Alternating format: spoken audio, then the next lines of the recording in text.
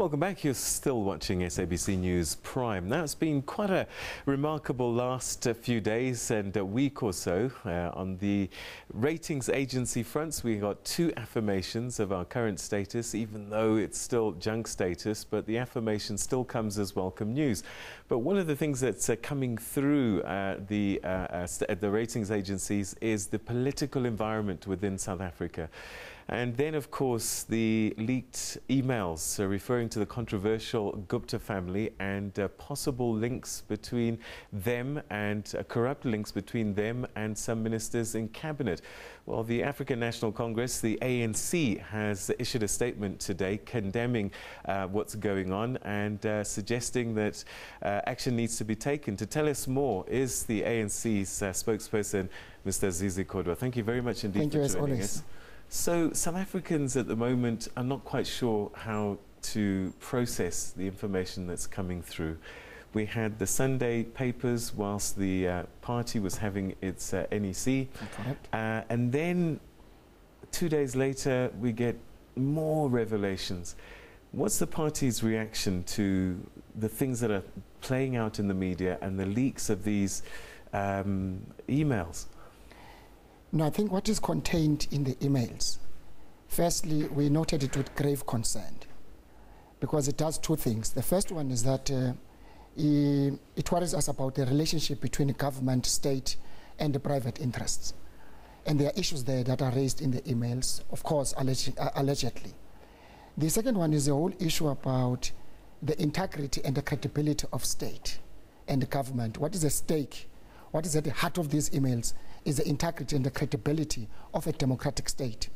That is why we're making a call, among others, that whilst we reiterate and affirm the position taken by the National Executive over the past weekend to establish a judicial commission of inquiry without delay, but there are a number of allegations that are coming out of emails that can wait for the judicial commission of inquiry. For an example, it is alleged in some of the emails that certain ministers have shared certain sensitive information of cabinet with the private citizen for private interest. That can wait for the Judicial Commission. And it's important because it's something that we frown upon, and it is despicable that if were to happen. But of course, our call is that we need immediately, our government must establish veracity of these allegations. Because like I said earlier, at the heart of these allegations is the integrity and the credibility of government, including the decision it takes. They must never be questionable that they're in favor of or against that. They must be in favor of our people. That's why we make a call that whilst we acknowledge that we may not respond to allegation to allegation, but it's very voluminous, about 200,000 emails. But what is important is that let's get to the bottom. And our government has got a responsibility to protect its own integrity and credibility. So again, citizens will say, but Mr. Kodwa, you're sounding like an opposition party. You are the ruling party. It's not for you to call, but to instruct rather. When we don't want to micromanage our government. Our comrades understand that's better when we make a call to them. You can interpret it as instruction. When we met with Minister Lynn Brown, we never used the word instruction because it's important to appreciate government processes. Whilst the party might have a view, we will say, let the government deal with this issue without giving prescription how government must deal with it, because government has its own processes, and we appreciate that, and we always allow a distance between a party and the state. All right, so again, I'm speaking wearing the citizen's hat, and they'll say, but Mr. Kodwa, why must we believe you now that you're going to institute this thing? The State of Capture report came out 6 months ago, and it seems nothing has happened since then. A lot has happened. You must remember that in terms of what is provided for in the Public Protector Act is that people implicated, if there are issues that they are unhappy about, they may take the same report for a review, which is what has happened in with the passage of time. And that is allowed in terms of the law. And what has happened is that even when that report was released, following its release, we had said we are worried about the serious allegations that are made in the report. But however, we accept the remedial action which suggests further investigation. It is in the report, further investigation. There are issues that must be clarified of law and the Constitution, where the remedial action by the public protector says, for example, the commission must be established by the judge. a process through which it is also suggested that violates the Constitution. You will recall in terms of the Constitution of South Africa, Section 84, subsection 2F, is that only the President of the Republic has got powers derived from that section to establish a commission of inquiry. So those are issues of law and the Constitution, which are before the courts at the moment. Unless those issues are clarified, and we say those issues must be accelerated so that they do not become an obstacle to the establishment of the commission, which in our view must be established without delay. Okay, let me take you a step back. You have a Deputy Minister of Finance who says, I was offered money. Now, if that's not state capture, I don't know what is. That means you could take action just on the basis of a trusted senior government official saying that they tried to corrupt me. I was offered money. Surely, as far back as then, you could have said, we need a full-on inquiry to sort this out. And there were calls, but it seemed they fell on deaf ears.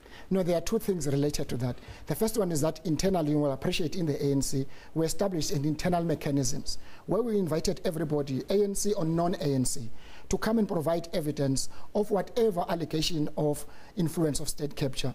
About 8 people came, only one was prepared to sign under oath the statement. Many of whom appreciated that let's establish some way, one way or another, a process within the state where they could be guaranteed that they won't be victimized. There were sorts of things that people would have raised. But secondly, we couldn't move ahead, leaving the fact that there were people who had taken the public protector report under review.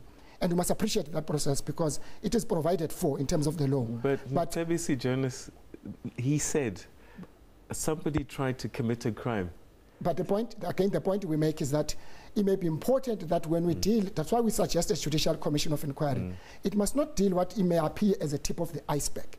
It must not deal only with a specific allegation. That specific allegation, of course, it will be the entry and the reference point of the judicial commission of inquiry.